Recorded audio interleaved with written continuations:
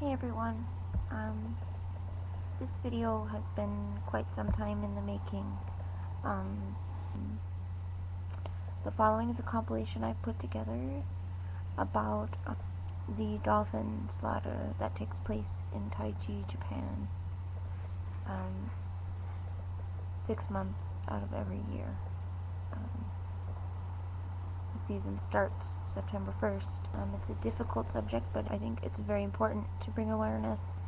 So the following is a compilation of some information about what actually is going on, why I believe and many believe it should be stopped, and also I will provide some resources if you are interested in being proactive as well and advocating for stopping this brutal slaughter that goes on. It's unspeakably horrible. I do have some footage that I have permission to include, which I will be putting at the end of this compilation, because there are some things that words cannot adequately describe, that you have to see to fully comprehend. And I feel very strongly that we need to be a voice against this. So, if you have any questions, please ask. If you want more information about how to get more involved, let me know. Like I said, I'll put a lot of resource information here for you, and thanks in advance for watching, everyone. Hey guys, so I didn't get that video posted yesterday, because I wanted to write Delphinus, who's the one who put up the videos that were my introduction to the situation here on YouTube. I wrote to her asking if I can use her material. She wrote back saying go ahead, so I will attach that footage, and I hope that some of you will be inspired to become an advocate and an activist for the dolphins in Taiji and all over the world. If you've seen my profile picture, I'm wearing an SJD hoodie, and the reason is that this issue is very close to my heart and soul, and extremely disturbing, and I have become an advocate and activist for the dolphins that are being slaughtered in Taiji, Japan, when the killings start for the year. And it's like a 6-month period where they do a sound drive to herd the dolphins into this isolated cove and pin them off, and then leave them for the night. They go home after the drive, and in the morning on the beach, the dolphin trainers come from different sea aquariums around the world, or swim with dolphins programs, or different businesses that profit off of captive dolphins. And they pick out the most valuable, which are usually the bottlenose and females. And those dolphins are, removed. And then the trainers leave. And then the fishermen begin butchering these dolphins, and to them, dolphins are just fish. Well, we know that that's not true. Dolphins are cetaceans like whales and other oceanic kindred spirits. They're very sentient, self-aware, intelligent, benevolent, compassionate. They've even saved human lives. These are very precious creatures, and not only that they are killed in the manner they are killed, but the entire thing is just absolutely senseless. Perhaps the greatest argument from a humanitarian perspective, even if you aren't particularly moved for the dolphins themselves, is their meat is seriously contaminated. Um, the deal is that they're at the top of the food chain, basically, in the ocean. And we have so much toxic waste dumped into our oceans now that, you know, bacteria absorb it. Fish come eat the plankton or the little simple organisms, whatever. And then bigger fish come eat the smaller fish, and fish that are even bigger than that come eat them, and all the way up, and then, the whales and dolphins eat fish. And mercury is not excreted, so it builds and is transferred to whoever's on the top of the food chain. Mercury is extremely toxic. It can cause neurological damage, a lot of mental issues as well, and can be fatal. This mercury poisoning causes a disease called Minamata disease. It has a great deal of side effects. Children are born with lots of deformities, and suffer, mental deficits, early deaths. It's very brutal. This disease developed from eating the dolphin meat and whale meat and storing up mercury. Children were being born deformed, severely mentally handicapped, very sick. So, this is not something that isn't understood. It's well understood.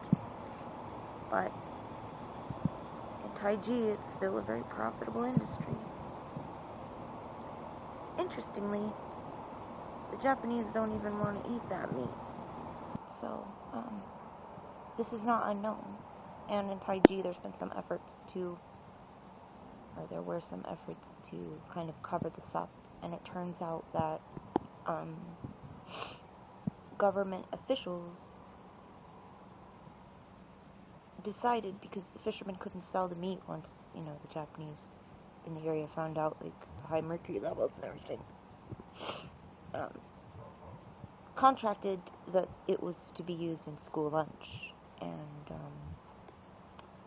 in Japan, if they give you a lunch, you have to eat it. So this has major consequences. It's not, even if you don't love animals, it's kind of a big deal. If you love animals, it's an even bigger deal. Especially sentient mammals, it's heartbreaking, really, the whole situation. But, until January of this year, nobody saw what actually happened in the Cove after trainers left with the dolphins they wanted to keep. You could see the drives, you could see them, rope off the area to keep the dolphins in the mouth of the cove, and you could see the boats come to drive them toward the shallower waters near shore. And then there were tarps from every direction, so nobody could see how the killings actually took place. But afterward, the entire cove was red, bright red, just bleeding out into the ocean. So you can imagine. This alarmed a lot of people, and the Japanese and Taiji went out of their way to shield this practice from the public eye. They're just making a living, right? It's their sustenance, just fish. So, Obarry started this Save Japan Dolphins movement, and has been working with different professionals to place volunteers in Taiji to observe what's going on. And this has all been very covert, because obviously they don't want you there. So, if you haven't seen it, there's a movie out. It's called The Cove. This is a documentary that Obarry and his team put together, documenting their efforts to collect what's really going on in Taiji, information, and all of the efforts that the Japanese police and government went through to cover this up, basically, from the world. The majority of the country doesn't even know what goes on in Taiji, or didn't. now a great deal of awareness has been raised by Rick Obarry, who way back in the 70s got involved in the whole thing with the show Flipper, which is a U.S. show in which there was, this dolphin named Flipper, and he would, I guess he was like the sea lassie, right? Like, he would help people out, and he was like a little hero. Turns out Flipper was actually two different females that Rick worked with and trained for that show. And so he actually started the industry, really. And then, things like SeaWorld and all of that came about. But it is very rare that we see somebody who is once an advocate of something damaging to recognize their wrongdoing and make consummate effort to amend and reverse whatever havoc they created, whatever damage they created. And Rick Obarry has done that. He became an activist in Japan to try and figure out what was going on in Taiji and why. And I gave you the native perspective already, but financial perspective, wild dolphins is where the captive dolphin trade comes from. They don't breed well in captivity. They don't do well in captivity. As a matter of fact, he was saying, if you go back where all the food is and everything, they've got buckets and buckets of meds to give these things,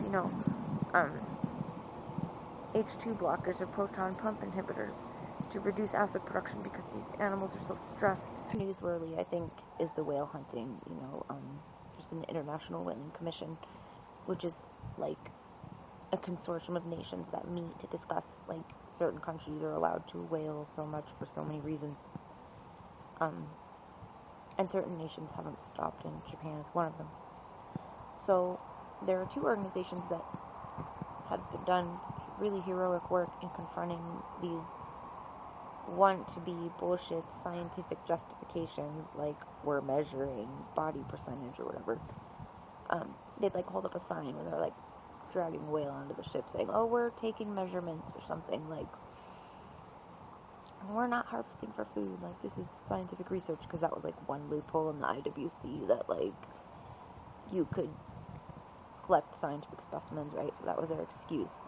And earlier this year in Antarctica, Sea Shepherd, which is another activist group in advocacy of sea cetaceans, actually intercepted a whaling vessel and prevented them from collecting whales. So that was really awesome. So yeah, Sea Shepherd, check them out. They're awesome too. Back to the International Whaling Commission for a minute.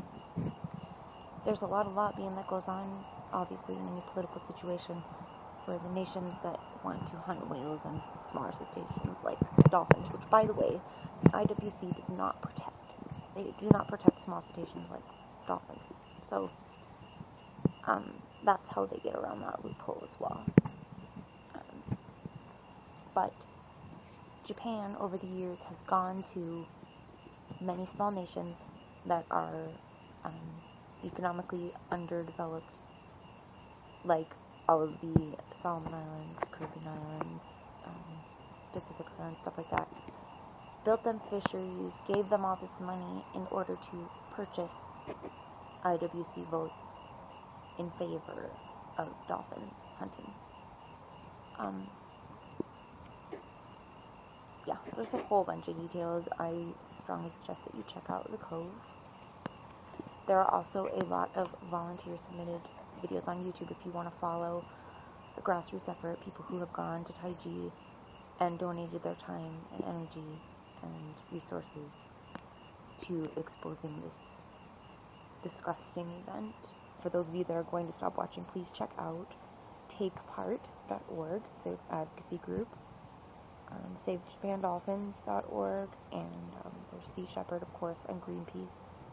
Different organizations that are working to combat this issue. You can also go to EcoJoia, EcoJoia.com. They manufacture organic fibers and donate so much of their proceeds to different groups like Save Japan Dolphins and the work that they're doing. So if you want to support the cause, you can get a bumper sticker or a hoodie, which is what I have, you see in my picture.